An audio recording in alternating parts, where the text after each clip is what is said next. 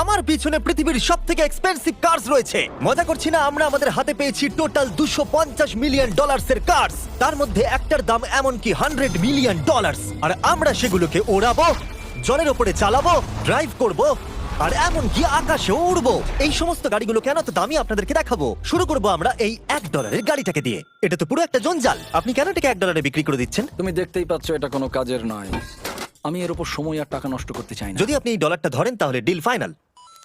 আমি এখনো বলবো এটা হলো একটা জঞ্জাল, কিন্তু যখন আমরা এর উপরে $20,000 খরচা করলাম, এটা চলতে শুরু করলো। ঠিক আছে, এবার তাহলে ব্যাড বয়কে স্টার্ট করা যাক।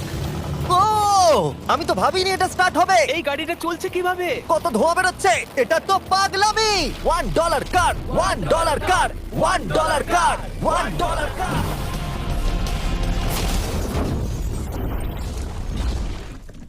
ঠিক আছে, তাহলে এটা হলো $1 কার। ভাগ্যিস আমি ওতে বসেছিলাম না। $100,000 কারটাকে নিয়ে এসো। এটা নিজে নিজেই চলতে পারে। মজা করছি না, এর ভেতরে কিন্তু কেউ নেই, তাও এটা দিব্যি চলছে। দেখা যাক 100 গ্র্যান্ডের গাড়িতে কি আছে। গাড়িটার ভেতরে তো অনেক জায়গা আছে। পৃথিবীতে অল্প কিছু গাড়ি আছে যার ভেতরে আমার বাচ্চারা ধরে যেতে পারে।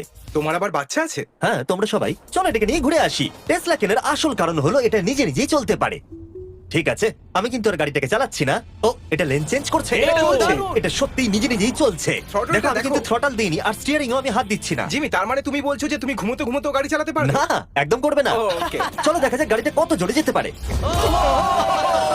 আমি পেছন থেকে হেলে গেলাম। এটা আমাকে ভয় পাইয়ে দিয়েছে। এটা তো সবে মাত্র শুরু। পরে এমনও গাড়ি আমরা দেখাবো যা লিটারালি প্লেন হয়ে যাবে আর উড়বে। কিন্তু এখন আরে ল্যাম্বোটাকে দেখো, ও, ধাক্কা লেগে যাচ্ছিল।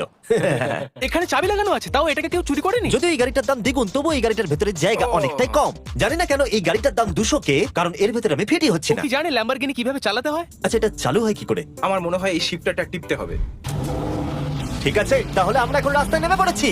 ও, কি সাউন্ড! ও মাই গড, কি দারুণ গাড়ি! এই অনেক পাওয়ার আছে দেখছি। ও মাই গড, গাড়িটা তো ইনসেন। আমি আস্তে করে থ্রটাল দিলেই গাড়িটা খুব জোরে দৌড়চ্ছে। আমার ড্রাইভ করা সবথেকে ফাস্টেস্ট কার এটা। যদি তোমরা কোনো ভালো গাড়ির সন্ধান করে থাকো তাহলে ডেফিনেটলি এটা সেই কার। আর এবার আমরা $300,000 এর গাড়িটাকে দেখাবো। আর এটা হলো সম্ভবত পৃথিবীর সবথেকে সেফ কার। এটা ট্যাঙ্কের মতো মনে হচ্ছে। আচ্ছা, এটা কি মিলিটারিদের গাড়ি নাকি? হ্যাঁ, এটা কিন্তু খুব উঁচু। তুমি এটাকে ল্যাম্বরগিনির সাথে কম্পেয়ার করো না। হ্যাঁ, ঠিকই বলেছো। চলো এবার দেখা যাক এই গাড়িটা কেন তো সেফ। প্রথমেই দেখাবো এই বুলেট প্রুফ উইন্ডো, যেটা এতটা মোটা। এই গাড়িটাতে একটা এক্সপ্লোসিভ প্রুফ আর্মার আছে। পরে এটাকে আমরা টেস্ট করব। কার্ল, তুমি কি বাটনটাকে প্রেস করতে চাও? না, একদমই তুমি কি নয়। স্মোক স্ক্রিন বাটনটা টিপতে চাও? প্লিজ। ওহো, ওহো, এটা তো দারুণ। এখানে তো পুরো ধোঁয়ায় ভরে গেছে। ও মাই গড, কি বাজে গন্ধ! কিন্তু এইসব ফিচার্স গুলো এই গাড়িটাকে একদমই সেফ বানায় না। এই পুরো গাড়িটার চারপাশে এক্সপ্লোসিভ প্রুফ ফ্রেম রয়েছে। আর আমরা প্রথম যারা এই গাড়িটাকে টেস্ট করছে, উদাহরণস্বরূপ ওই $300,000 গাড়িটাকে ওড়ানোর আগে আমরা একটা নর্মাল গাড়িকে ওড়াবো। দেখা যাক প্যাসেঞ্জাররা বেঁচে থাকে কিনা। 3, 2, 1।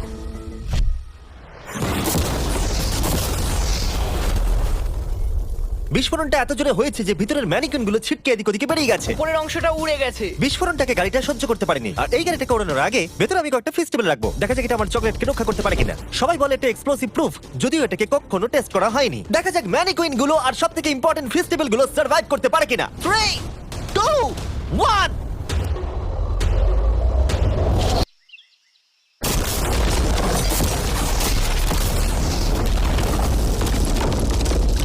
এটা শুধু জাম্প করলো। গাড়িটা ব্লাস্টটাকে সার্ভাইভ করলো, শুধুমাত্র কিছু স্ক্র্যাচেস পড়েছে। উইন্ডোতে একটা ডেন্টও পড়েছে। আরে দাঁড়াও দাঁড়াও দাঁড়াও, ফেস্টিভ্যালস গুলো কোথায়? চ্যান্ডেলার বেরিয়ে যাও। তোমরা মেরে দিলে। ফেস্টিভ্যাল গুলো সার্ভাইভ করেছে। যদি তোমরা এমন গাড়ি চাও যেটা বিস্ফোরণ সহ্য করতে পারবে, তাহলে আমি এই গাড়িটাকে রেকমেন্ড করবো। কিন্তু যেহেতু আমরা কোনো যুদ্ধে যাচ্ছি না, তাই আমরা $200,000 এক্সট্রা দিয়ে